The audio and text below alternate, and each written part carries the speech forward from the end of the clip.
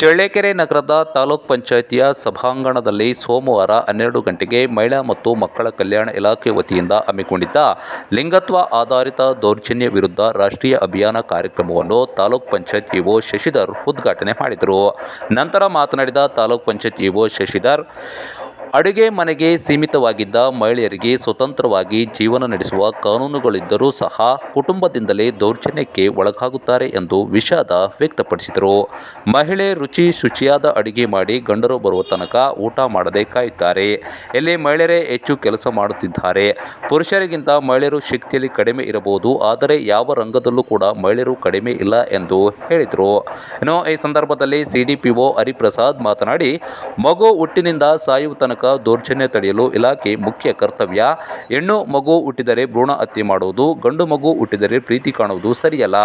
ಗಂಡು ಹೆಣ್ಣು ಮಗುವನ್ನು ಪೋಷಕರು ಸಮಾನವಾಗಿ ಕಾಣಬೇಕು ಎಂದು ಹೇಳಿದರು. ಹೆಣ್ಣು ಮಕ್ಕಳಿಗೆ ಶಿಕ್ಷಣ ಕೊಡಿಸದೆ ಕೂಲಿ ಕೆಲಸಕ್ಕೆ ಕಳಿಸುವುದು, ಕೆಲಸ ಮಾಡುವ ಸ್ಥಳಗಳಲ್ಲಿ ಶೋಷಣೆ ಮಾಡುವುದು ಅಪರಾಧ. ಎಲ್ಲಿ ಹೆಣ್ಣು ಮಕ್ಕಳನ್ನು ಪೂಜಿಸುತ್ತಾರೋ ಅಲ್ಲಿ ದೇವರು ಇರುತ್ತಾನೆ ಎಂದು ಹೇಳಿದರು. ಇನ್ನು ಈ ಸಂದರ್ಭದಲ್ಲಿ ವಕೀಲರಾದ ಸುಮಲತಾ ಮಾತನಾಡಿದರು. ಎಸಿಡಿಪಿಒ ಜಯಶ್ರೀ, ಸಂಜೀವಿನಿ, ನೋಡಲ್ ಅಧಿಕಾರಿ ಬಾಲರಾಜ್ ಸೇರಿದಂತೆ ಮುಂತಾದವರು ಹೇಳಿದರು.